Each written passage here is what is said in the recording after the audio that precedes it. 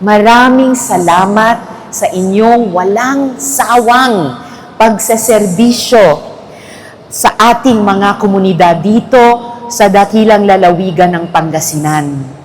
Alam ko po na maaasahan kayo ng mga kababayan natin bilang mga frontliners.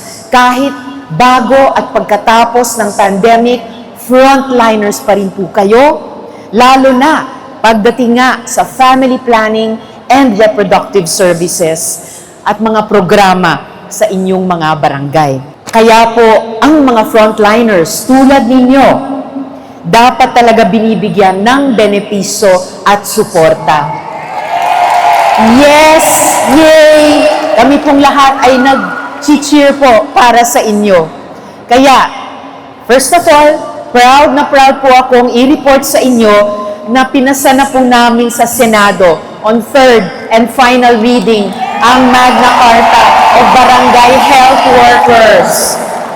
Alam ko may barangay population officers na BHW rin, kaya dito sa pag-ulat ko ng mga laman ng Magna Carta of BHWs, kasama na po yung mga barangay population workers na BHW din. At kung mayroon mang barangay population workers na hindi BHW rin, pues ang Magna Carta of BHW ay pwede natin gawing template kung magda-draft at ilalaban din po natin ang isang Magna Carta para sa lahat ng barangay population workers. So bilang panimula, sa ilalim po ng Magna Carta of Barangay Health Workers, magkakaroon po ang mga BHW ng garantisadong monthly volunteer benefit na hindi bababa sa 3,000 pesos. Kasama pa po ang hazard allowance, transportation support, cash gift, loyalty incentive, libreng legal aid kapag kinakailangan, at psychosocial at mental din na health services. Magkakaroon din po ang mga BHW at mga BPW na BHW rin ng malinaw na career path sa pamamagitan ng scholarship, civil service eligibility, at plantilla positions. At para hindi mahirapan ang ating mga LGUs, ang ating mga city at iba pang local governments, magkakaroon ng BHW deployment subsidy mula sa national government para siguradong walang LGU na maiiwan sa ere.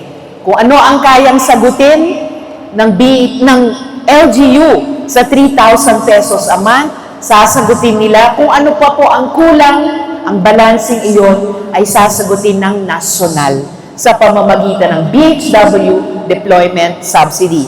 So walang BHW at walang LGU na mabibitin. Masaya ko rin pong ibinabalita na naipasa na rin po natin sa second reading sa Senado ang Enhanced Anti-Hospital Detention Bill. Matagal na po nating inilalaban ito para matuldukan na ang tinatawag na palit ulo o yung modus kung saan ang pasyente, mga bagong silang na sanggol, o kahit ang labi, kung may pumanaw na pasyente, ay hinaharang sa ospital dahil lamang hindi mabayaran ang bill o ang buong bill. At gaya nyo po, patuloy ko pong tinututukan ang reproductive health ng ating mga kababayan, lalo na ang mga kabaro nating kababaihan at ang mga minamahal nating mga kabataan at mga anak. Tuloy-tuloy lang po ako sa pagsusulong ng batas para matugunan ang krisis natin ngayon sa teenage pregnancy. Bilang chairperson ng Senate Committee on Health and Demography, nasabi ko nga kanina, counterpart ako ni Board Sheila Marie sa provincial government dito, nakatutok sa health, puspusan pa rin po ang ating pagtatrabaho para sa mga panukalang makapagbibigay ginhawa at abot kaya at dekalidad na serbisyong pangkalusugan para sa bawat Pilipino.